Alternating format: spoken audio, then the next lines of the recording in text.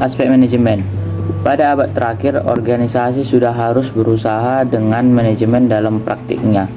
Di awal 1900-an, organisasi besar seperti pabrik produksi harus dikelola juga. Pada saat itu hanya ada sedikit alat, model, dan metode manajemen. Hingga akhirnya prinsip manajemen diperkenalkan. Ilmuwan seperti Henry Fayol tahun 1841 sampai 1925 adalah orang yang pertama kali membuat fondasi pertama untuk manajemen ilmiah modern. Konsep pertama ini juga disebut prinsip manajemen, adalah faktor yang mendasari manajemen yang sukses.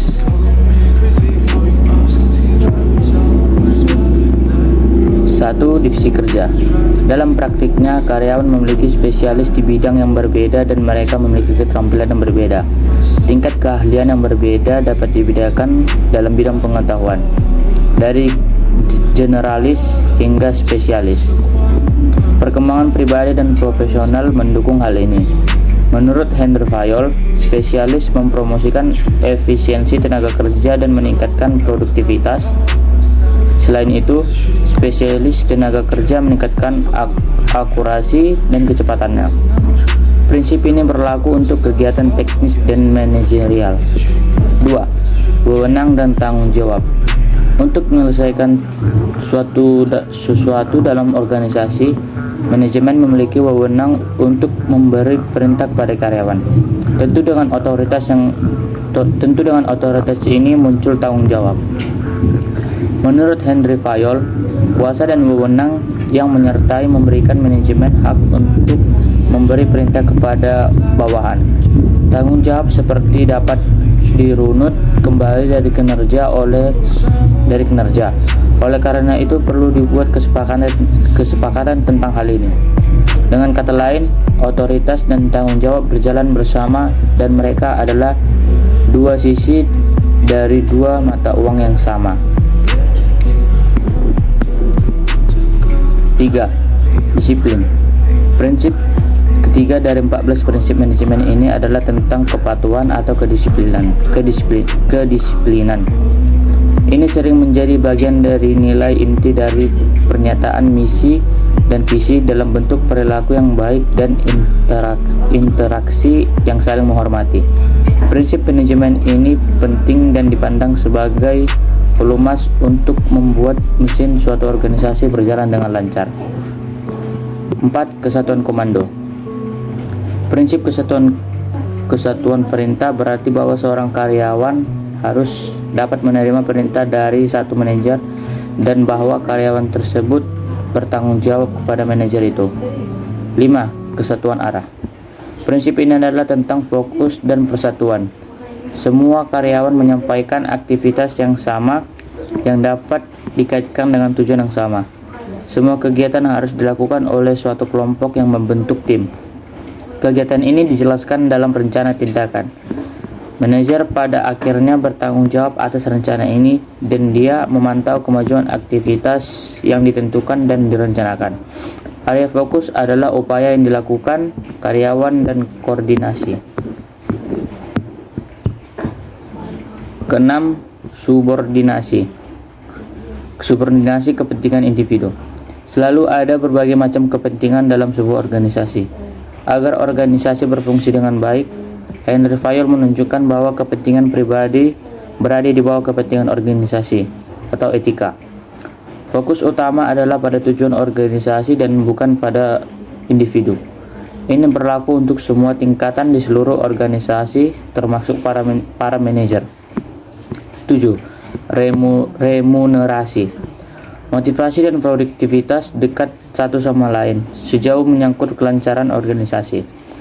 Prinsip manajemen ini berpendapat bahwa remunerasi harus cukup untuk membuat karyawan tetap termotivasi dan produktif. Ada dua jenis remunerasi, yaitu non-moneter, yaitu pujian, tanggung jawab lebih, dan kredit, dan moneter, kompensasi, bonus, atau kompensasi finansial lainnya. Pada akhirnya ini tentang menghargai upaya yang telah dilakukan. Ke-8, derajat sentralitas. Derajat sentralisasi. Manajemen dan otoritas untuk proses pengambilan keputusan harus seimbang dalam suatu organisasi. Ini tergantung pada volume dan ukuran organisasi termasuk hierarkinya.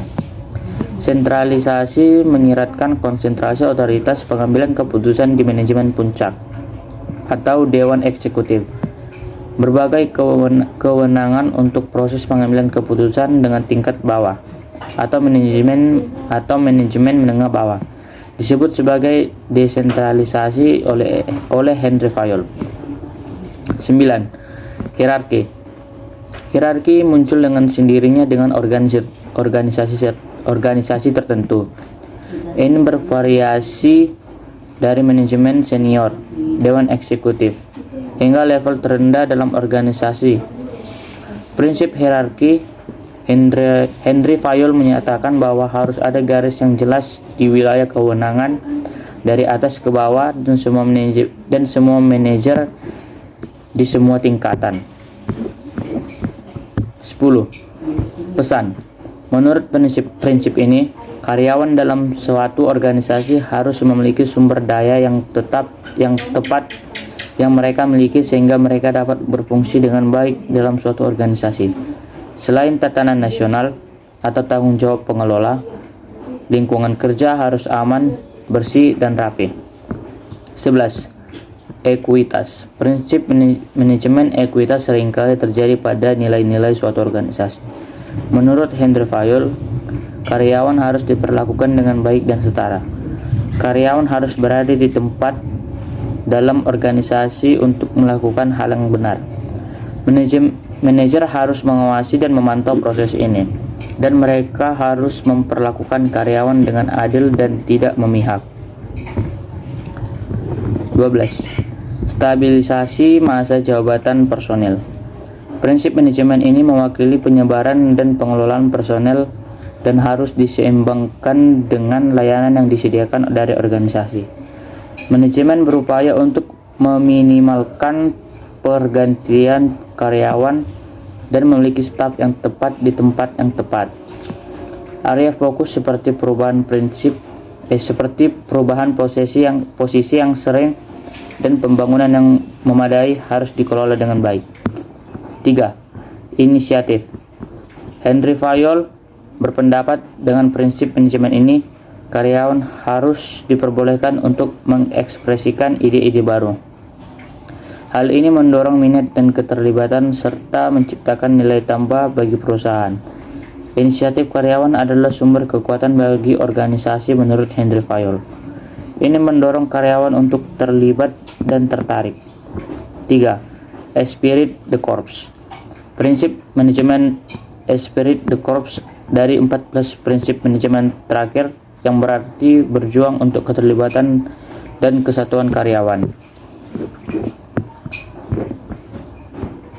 Manajer bertanggung jawab atas pengembangan moral di tempat kerja, secara individu dan di bidang komunikasi.